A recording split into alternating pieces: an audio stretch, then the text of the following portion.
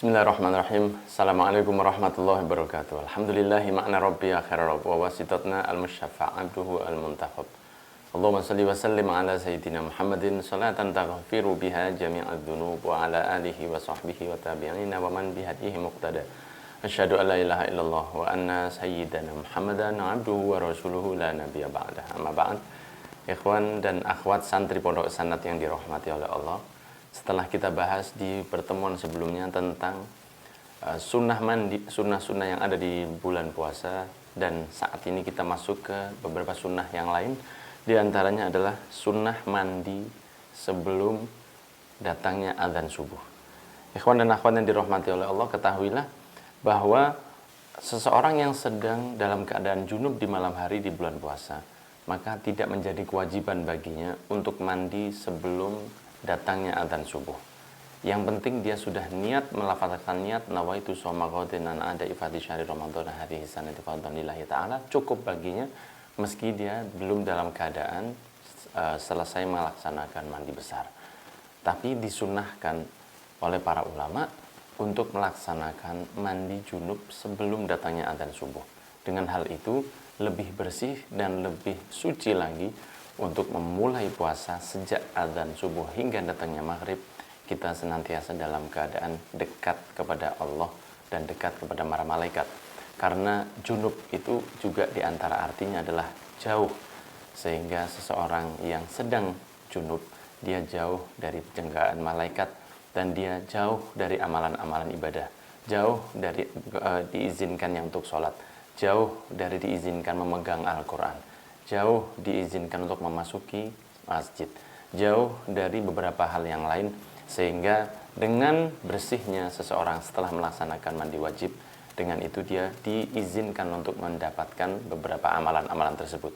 Sehingga meski dalam puasa seseorang tidak diwajibkan untuk mandi ketika masuk adzan subuh, diperbolehkan untuk mandi setelah adzan, akan tetapi lebih disunahkan untuk melaksanakannya sebelum subuh.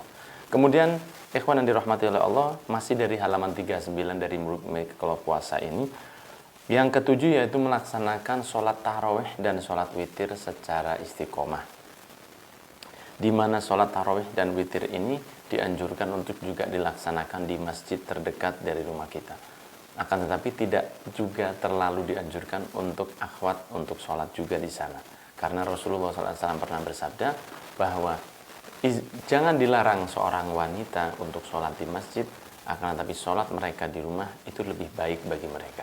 Di dalam sebuah hadits riwayat Abu Dawud kalau saya tidak salah, dan ini adalah satu petunjuk dari Nabi Muhammad SAW bahwa seseorang seperti wanita baik yang sudah menikah atau belum, keluarnya dari rumahnya bisa membawa fitnah, dan dengan menjaga diri lebih banyak ibadah di dalam rumah adalah sesuatu yang lebih diindahkan.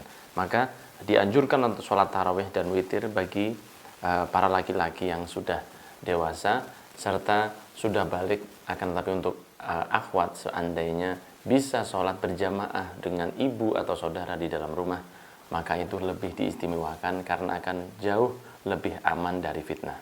Kemudian ikhwan yang dirahmati oleh Allah, di antara sunnah puasa yang lain adalah memperbanyak sholat-sholat sunnah seperti sholat duha, seperti sholat tahajud, sholat awabin, sholat-sholat yang lain. Jika di luar bulan Ramadan kita sholat duha 4 atau 6 rakaat, diusahakan di bulan Ramadan kita sholatnya 8 atau 10, bahkan bisa maksimal 12 rakaat. Jika selama ini kita sholat tahajudnya seminggu sekali atau seminggu 2 kali, atau mungkin setiap hari hanya 2 rakaat, jika masuk bulan Ramadan dianjurkan, mumpung kita lagi bangun sahur, untuk sholat tahajud lebih dari 2 rakaat.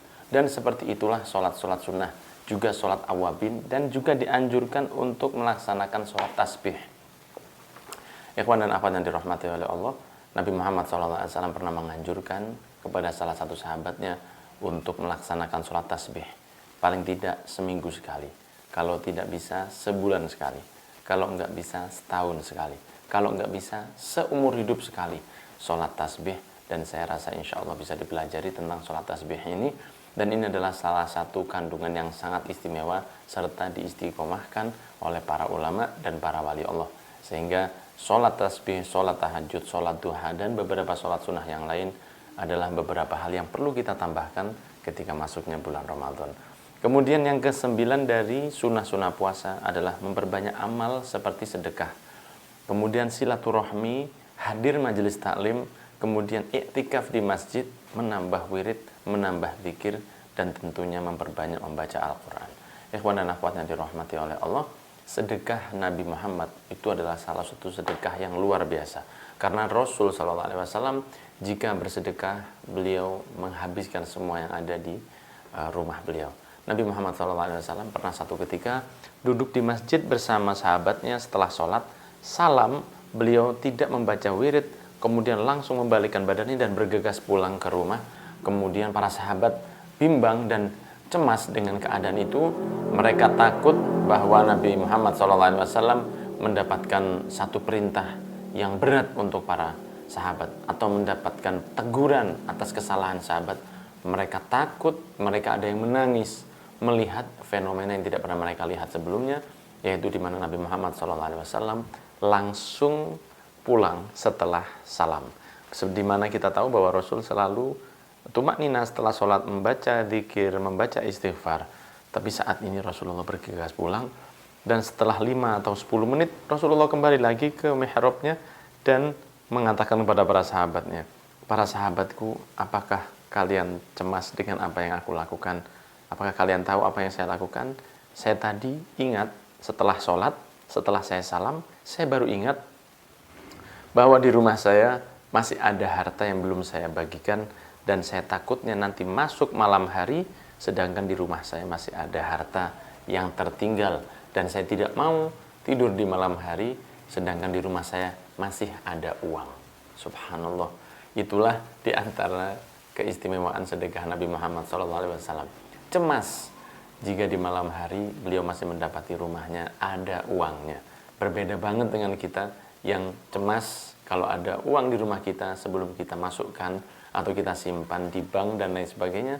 Tapi Nabi Muhammad cemas jika di malam hari beliau masih mendapati uang ada di dalam rumahnya. Sedekah Rasul luar biasa. Akan tetapi sedekah Rasul ketika masuk di bulan Ramadan berlipat-lipat ganda dilebihkan oleh beliau, dan bersedekah lebih banyak lagi.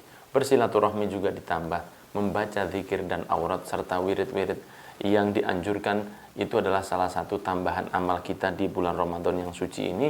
Serta ada beberapa sunnah lagi meningkatkan ketakwaan di 10 hari terakhir, karena Rasul melakukan hal itu. Bukan hanya Lailatul Qadar dicari di 10 malam terakhir, karena malam Lailatul Qadar di awal Ramadan hingga akhirnya. Akan tetapi Nabi Muhammad memang menambah 10 malam terakhir untuk beribadah, diantaranya untuk mendekatkan diri kepada Allah dan berharap mendapat malam Lailatul Qadar. Semoga kita dijadikan oleh Allah orang-orang yang menjadikan puasanya adalah sebagai sahabat karib dan tidak menjadikan puasa menjadi hujatan alaina, menjadi musuh kita karena amal buruk kita di bulan Ramadan. Barakallahu fikum. Semoga sunnah-sunnah ini bisa kita lakukan. Wassalamualaikum warahmatullahi wabarakatuh.